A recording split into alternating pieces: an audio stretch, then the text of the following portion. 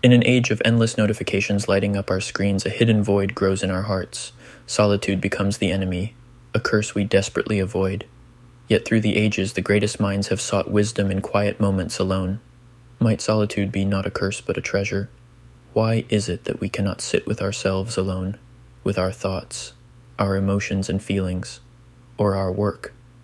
Is it something we fear? Once humans became conscious, solitude has psychologically been with us since the dawn of the ages. It has went nowhere. For some, solitude was something to fear. For others, a powerful gateway. What if we explored this silence more and mined its hidden riches? What wonders might we uncover in the uncharted inward terrain? In our era of constant connection, could solitude be the cure for a crying spirit? Can we unveil our greatest potential only in the quiet company of self? Let us confront our modern anxiety and illuminate why history's greatest masters, geniuses, and thinkers sought wisdom in the power of solitude. The ancient Greek city of Abdera, on the coast of Thrace, overflowed with rumor and unease. Its famed native thinker, Democritus, had finally lost his mind and had become known as the laughing philosopher. For years, the philosopher had lived in solitary contemplation in caves in various places. Shunning material wealth and acclaim, he devoted his days to introspection and solitary thought. This unconventional lifestyle stirred skepticism and worry amongst the townspeople. They thought he was driving himself mad, especially with his unusual laughter everywhere they saw him. Yet now, Democritus's newest theories had pushed their current state of beliefs too far. He claimed all matter composed of invisible units called atoms. Bizarre notions that convinced the people such isolation had corrupted his gifted intellect.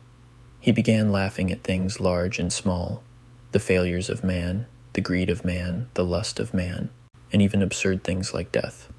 To them, Democritus's outlandish ideas and behavior were the senseless ramblings of a mind gone mad. Alarmed their great sage had slipped into insanity, the city leaders summoned the legendary physician Hippocrates. If anyone could cure this man from insanity, it was he. Renowned for intellect and wisdom, Hippocrates set sail for Abdera to assess Democritus's mental state. Arriving in Abdera, he overheard the citizens' speculations.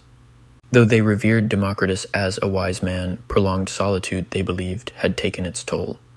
At the philosopher's place of dwelling, Hippocrates found Democritus near a tree on a hill surrounded with various books, scribbling notes, and strangely around dissected creatures. At the sight of this, the Abderites who led Hippocrates to Democritus's place began to weep. "You see, he's gone mad," said they. Hippocrates reassured them he can cure him. Off he went to speak to the man and introduce himself. As the day passed, the two delved into animated discussion. Democritus shared his thoughts and reasons as to why he chooses solitude and why he unusually laughs. As Democritus shared his side of the story, his face was lit as that of a sage's.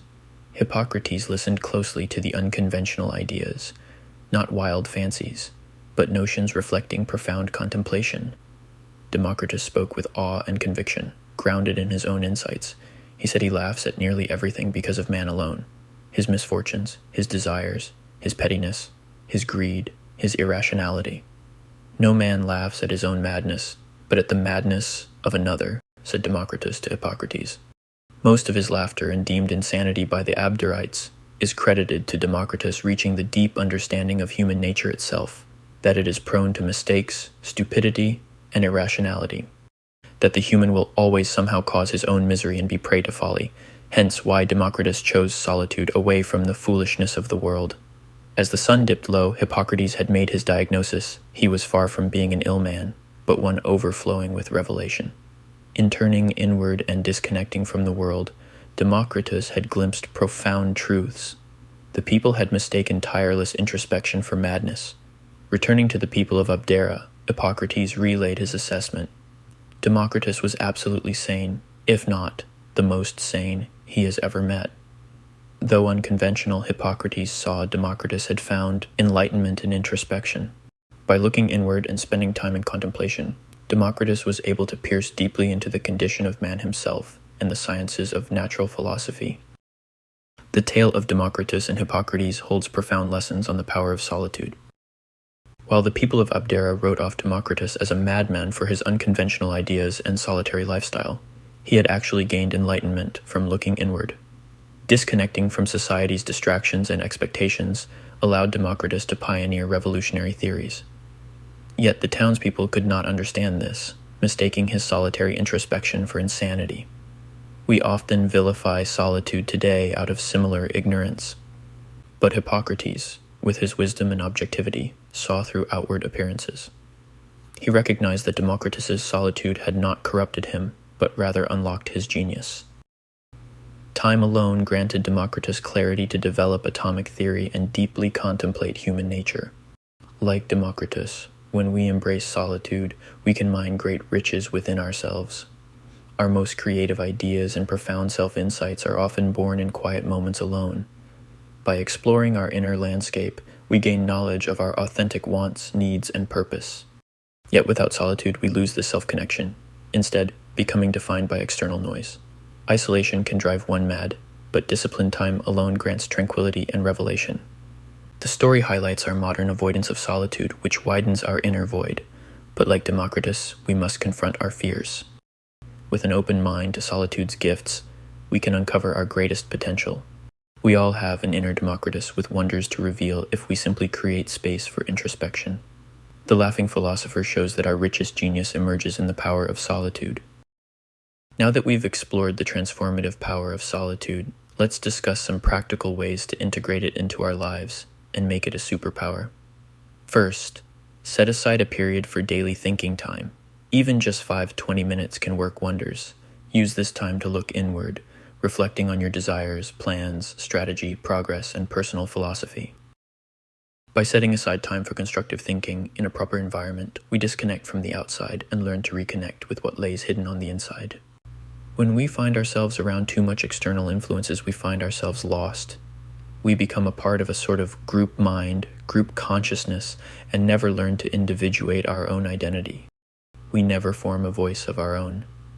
Human consciousness in its evolutionary stages has turned us outward, observing the external experience of life. We get lost in the drama of life, the illusions, the stimulation, the impressions. We start to form identities around ideologies, group movements, and political games. However, what is found here is the lost ability of the human to turn within and find oneself. Real wisdom comes from redirecting this attention inward. We're obsessed with this outside world found in our conscious lives, whereas there's a larger territory of knowledge and wisdom to be explored within. When possible, extend this thinking time further for lengthier solo activities. Take a walk, disconnect from devices, and enjoy time to yourself. Observe your thoughts, feelings, and sensations without judgment.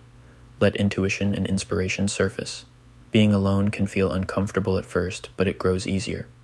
Through time, we learn to create order with our attention and focus. When order lacks, our minds begin to entropy and spiral towards negative mental states and emotions. But when ordered with positive objectives, themes, or ends, order results, and we can use this time for some sort of gain. Writing is another powerful introspective tool you may add to your thinking time. Journaling allows us to formulate and crystallize our thoughts. We learn to close gaps in our understanding. It illuminates inner truths that meditative thinking brings up. Try free writing or drawing without censoring. This accesses your subconscious insights.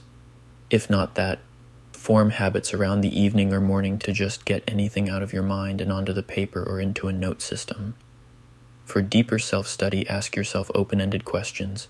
Who am I at my core? What fulfills me? Where does my mind wander? Follow your responses until you unearth new insights. Meditation takes introspection even further. It trains us to calm the mind's chatter through practices like focused breathing, mantras, or visualization.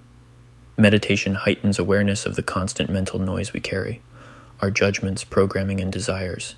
It creates new perspective over our ingrained patterns.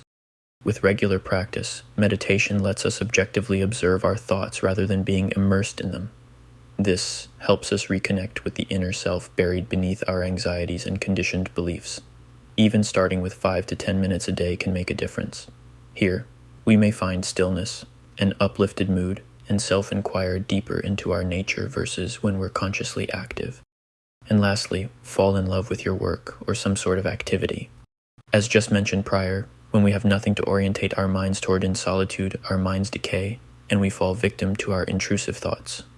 By having some sort of life vision, life purpose, a work you're passionate about, this time alone can foster extreme focus and flow, which only leads to an enhanced mood, well-being, and connection with a deep part of yourself. You may only access these more profound depths with a line of work if you cultivate flow, and that is found through a strong motivation to pursue your work in the first place. More on that can be found in my video on how to increase your motivation, but in short, it comes down to nailing 5 primary motivation indicators in order to unlock flow, such as assessing oneself high in mastery, autonomy, passion, curiosity, autotelicity. Having high levels of these in what you do leads to productive time spent in flow.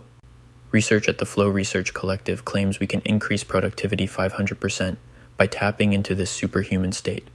If you haven't yet found your life's true calling, remember that joy can also be found in simple solitary activities, whether it's creating art, engaging in hobbies, or immersing yourself in anything that brings order and engagement to your mind. Solitude allows the knowledge within ourselves to unfold.